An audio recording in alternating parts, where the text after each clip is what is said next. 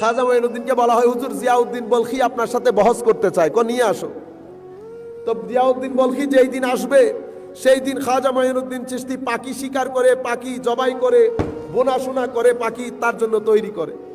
জিয়াউদ্দিন বলখি আসছে, একেবারে অবসম্ভব অবস্থা খারাপ, সিনার মধ্যে দুনিয়ার রাগ ক্ষোভ।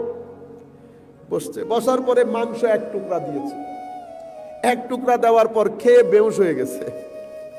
হুঁশ আসার পরে আরেক টুকরা দিয়েছে, দেওয়ার পরে ভিতরে যা এলম কালাম ছিল সব গায়েব। তখন হুজুর খাজা মঈনুদ্দিন বলতেছে, জিয়া और चाहिए, আর দরকার আসেনি। এতটুকুন বলার পরে জিয়াউদ্দিন বলখি বুঝতে পেরেছেন উনি রং জায়গার মধ্যে চলে এসেছেন। খাজা মঈনুদ্দিন চিশতি রাদিয়াল্লাহু তাআলা দরবারে ক্ষমা চেয়ে ওনার মুরিদের মধ্যে শামিল হয়ে যান। আল্লাহর ওলিদের ওই যে নিগাহে আউলিয়া, আল্লাহর ওলিদের দৃষ্টির এত রকম তাসির যে সিনার মধ্যে আপনার যে অবস্থা মুহূর্তের মধ্যে পরিবর্তন সাধন করে। এর পরবর্তীতে এগুলা সব সিয়ারুল আরফিন, সিয়ারুল আসরার, সিয়ারুল আউলিয়া, আখবারুল আখিয়ার কিতাবের মধ্যে ঘুরে ফিরে এগুলা। এরপরে গজনি ঘুরে লাহোরের মধ্যে হুজুর দাতা গঞ্জে বখশ আলী হুজবেরির দরবারে যান। হুজুর দাতা গঞ্জে বখশ আলী হুজবেরির দরবারে দীর্ঘদিন 40 দিনের মতো চিল্লা করেন। এরপরে 40 জন ওলি বুজুর্গ নিয়ে কোথায় আগমন করেন? এই দিল্লির মধ্যে। দিল্লিতে আসার পরে দিল্লির ঘটনা বাদ দেয়, আজমেরের মধ্যে ঢুকেছে। আজমেরের মধ্যে কারণ 40 জন ওলি বুজুর্গ একসাথে আছে, স্বাভাবিকভাবে চেহারা ভিন্ন, চেহারার মধ্যে আজব এক নূর। যেই দেখে ভিতরে খবর হয়ে যাচ্ছে, যেই দেখে ভিতরে খবর হয়। এরা যেখানে যায় মানুষ পিছনে লাইন ধরে, যেখানে যায় মানুষ, বাজার বসে যাচ্ছে, তো যেখানে যাচ্ছে বাজার বসে যাচ্ছে।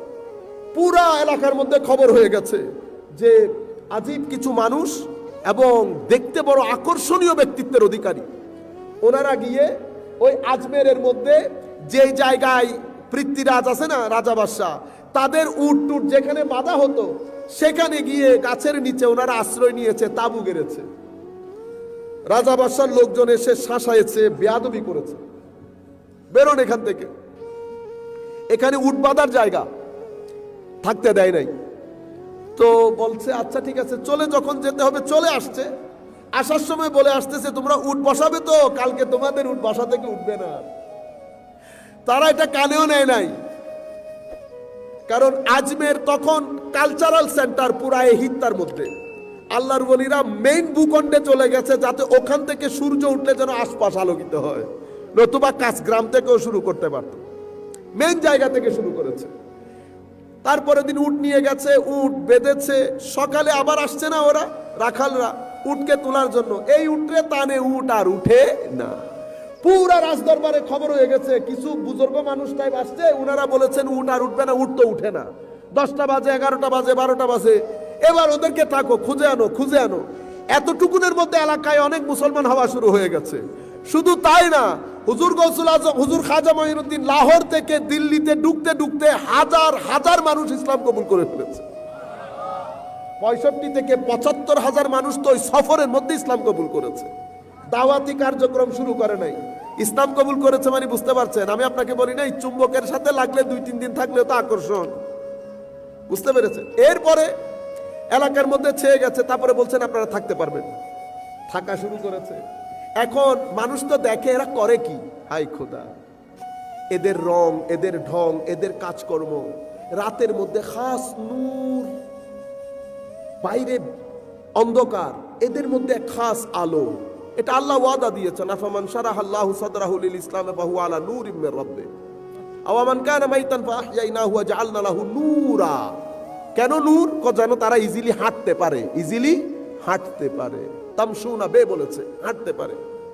এখন মানুষ অ্যাট্রাক্টেড হয়ে যাচ্ছে না, এখন মানুষ ইসলাম কবুল করছে। যেই দেখছে, খাওয়া দাওয়ারও তার অভাব নাই, পানি তো লাগবে। এখন আনাসাগর আছে না, এখন আনাসাগরের পানি বিবির কিন্তু খবর হয়ে গেছে, আয়না বিবির, বুঝতে পেরেছেন? পানি বন্ধ করে দিতে হবে যাতে এরা চলে যায়। এখন চলে যাইতে বললেও তো যাচ্ছে না, আশেপাশে একটা ইনফ্লুয়েন্সিয়াল হয়ে যাচ্ছে, প্রভাব বিস্তার করা শুরু করছে। পানির জন্য কোনো পানি বন্ধ করে দাও। হুজুর খাজা মঈনুদ্দিন চিশতি রাদিয়াল্লাহু আনহু খাদেম এসে বলতেছেন, হুজুর পানি তো আনতে দেয় না। কেন? কে? হুজুর এরকম পানি বলে কি আইন হাবিবি পানি আনতে দিচ্ছে না। হুজুর খাজা মঈনুদ্দিন খাদেমকে বলতেছে, তাও এই লুটাটা নিয়ে যাও, বদনাটা নিয়ে যাও, আনা সাগরের পানি উঠাই নিয়ে চলে আসো। বদনার মধ্যে পুরো আনা সাগরের পানি নিয়ে চলে আসছে। এখন পুরা এলাকার মধ্যে খবর হয়ে গেছে, এরা বলে মুসলমান, এরা তো পুরা আনা সাগরের পানি এক লুটার মধ্যে দিয়ে দিয়েছে। আমরা পড়ি ইয়া মঈনুদ্দিন, ইতোপূর্বে আমার নবী অহুদের প্রান্তরে আমার নবীর মুষ্টি মুবারক থেকে পানি ঝরতে ঝরতে সমুদ্র বানিয়েছে, আর আপনি 300-400 বছর পরে এসে পুরো আনা সাগরের পানি একটা বদনার মধ্যে দিয়ে দিয়েছে। আনা সাগরের পানি যখন হুজুরের লুটার ভিতরে, এখন ইসলাম গ্রহণ করার একটা ঢেউ শুরু হয়ে গেছে। কারণ আপনি এদেরকে কোনোভাবেই এদেরকে রোকা যাচ্ছে না। তালোয়ার নিয়ে যুদ্ধ করলে এরা বন্ধ করে দিতেন। যুদ্ধ তো রুহানি ভাবে শুরু হয়ে গেছে, যুদ্ধ রুহানি ভাবে শুরু হয়ে গেছে। এরপরে এই ঘটনা দেখার পরে আয়না বিবির মাথা খারাপ হয়ে গেছে। পৃথ্বীরাজ সাধুরাম, সবচেয়ে বড় জাদুকর, তাকে পাঠিয়েছে হযরত খাজা মঈনুদ্দিন। তারা মনে করতেছে এটা জাদু। সাধারণ মানুষের মধ্যে ইসলাম কবুল করার ঢেউ শুরু হয়ে গেছে। তারা জাদু দিয়ে ঠেকানোর জন্য পৃথ্বীরাজ সাধুরামকে পাঠিয়েছে। সেই দলবল নিয়ে আসলো। দলবল নিয়ে যখন আসছে, কে? হুজুর পৃথ্বীরাজ সাধুরাম আসছে। হযরত খাজা মঈনুদ্দিন ওই কি বলে আপনার যে ইয়ার মধ্যে ছিল, তাবুর মধ্যে, তাবুটা সরিয়ে শুধু নজর দিয়েছে, দৃষ্টি। আমার নবী বলেছেন না, ইত্তাকু মিন ফারাসাতিল মুমিন, আমার মঈনুদ্দিনদের চোখ থেকে বেঁচে থাকো। এরা চোখ দিয়ে যখন তাকায় সিনা বিদীর্ণ করে নিয়ে যাবে ভিতর দিয়ে। খবরদার। পৃথ্বীরাজ এই সাধুরাম এর দিকে প্রথম তাকানিতে তার ভিতরে ওই যে মন্ত্র তন্ত্রগুলো পড়তো সেটাই সে ভুলে গেছে।